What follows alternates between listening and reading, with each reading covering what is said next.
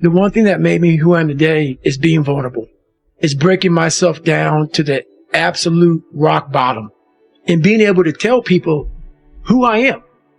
And that's how I fixed it. Literally, look somebody in the eye and say, you know what, man, I have a whole bunch of character problems, character flaws.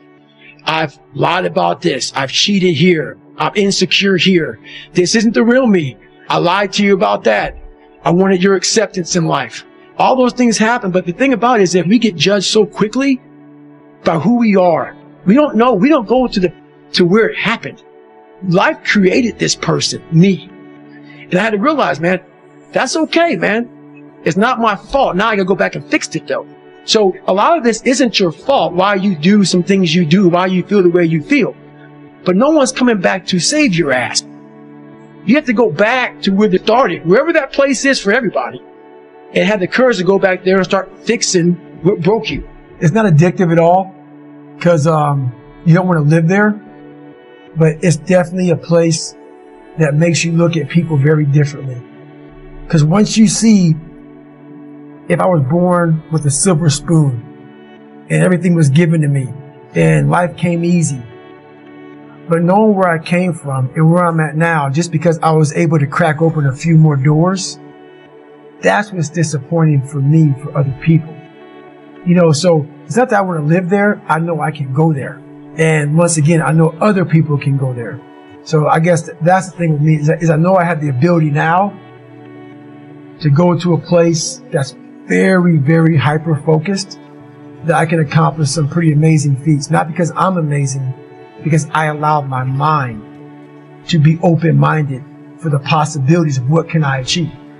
It takes the growth in your mental aspect, in your spiritual, everything grows because you start feeling better about yourself. Not many things on the planet make you feel good about yourself like getting after it, doing something that challenges you mentally and physically every day. You cannot live in that normal mindset. You must be your best on your worst day. And how you do that is you cannot think of a normal mindset. You cannot have a normal mindset.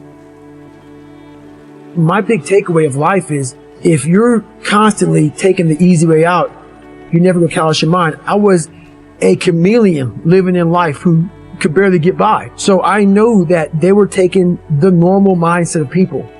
They weren't talking about the 1%ers, the people who want it like there's no tomorrow. You're alone. You're alone. You may have a shrink you're going to. You may have a best friend you're going to. But there's 24 hours in a day where you're alone in this brain. And your brain is talking to you in all kinds of ways.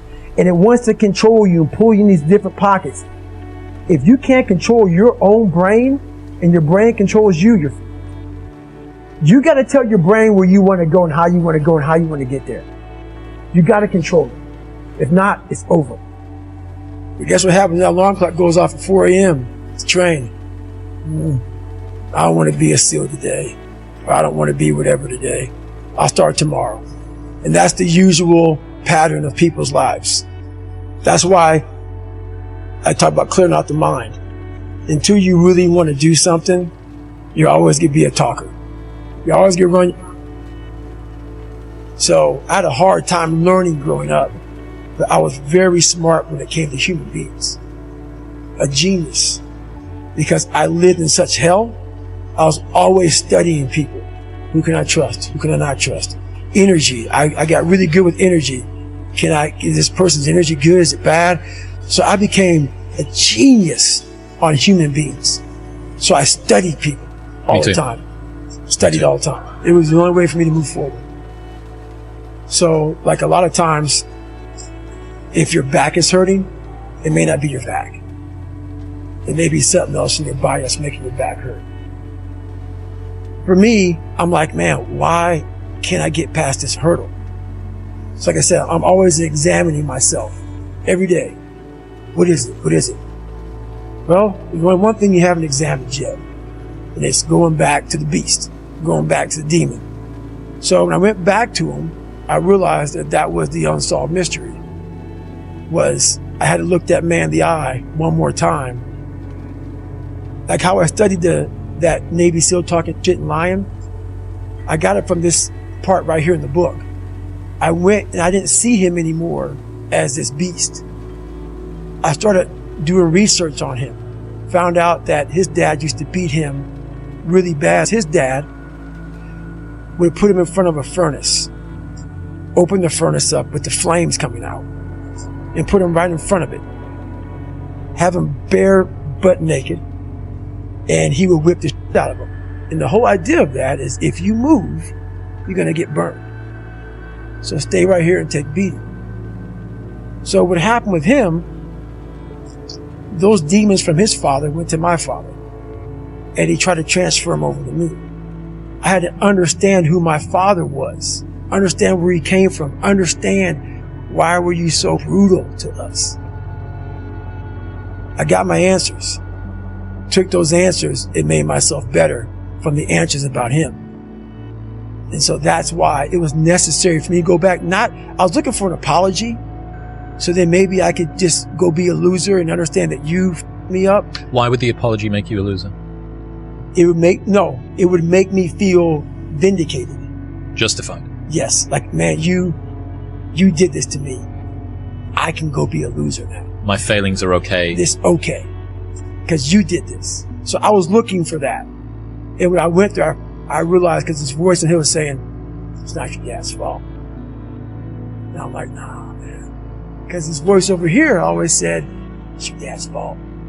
This other voice started tuning in, was loud, started getting louder. The more I drove to Buffalo, was saying, you get to face a lot, young man. You got a long journey ahead of you, because you're going to find out that while your dad did a lot of to you, you're going to have to make it on your own. And the voice got louder and louder and louder. And by the time I got to that door, and by the time I was leaving that house, instead of me feeling sorry for myself, I started to do a live autopsy. A lot of people, when you die, they figure out why you died. They figure out how you died in the autopsy.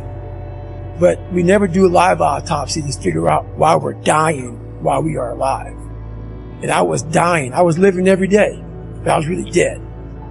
And so I figured it out. And once I figured it out, I was able to reborn. I was able to be reborn.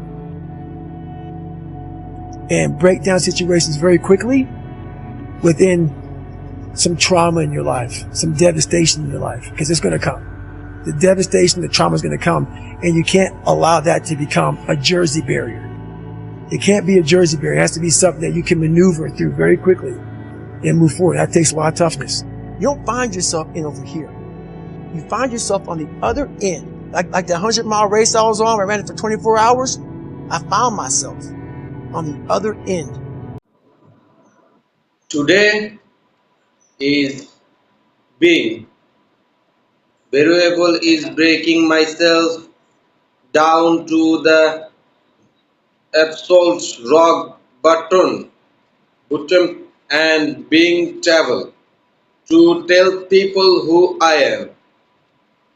And that's how I fixed it. Literally, me no look somebody in the eyes and say, you know what, man, I have a whole bunch of creator problems, creator flow. I have learned about this. I have created. Here I am. Assurance. Here, this is not the real me. I lied to you about that. I want you expression in life all happens. The thing about it is if we get judged so quickly by who we are, we don't.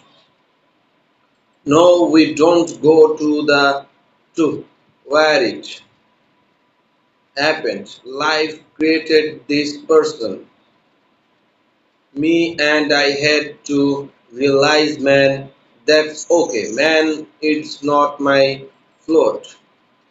Now I get Now I got to go back and fix it thought. So a lot of this isn't you feel why you do something, you do why you feel the way you feel, but no one's coming back to.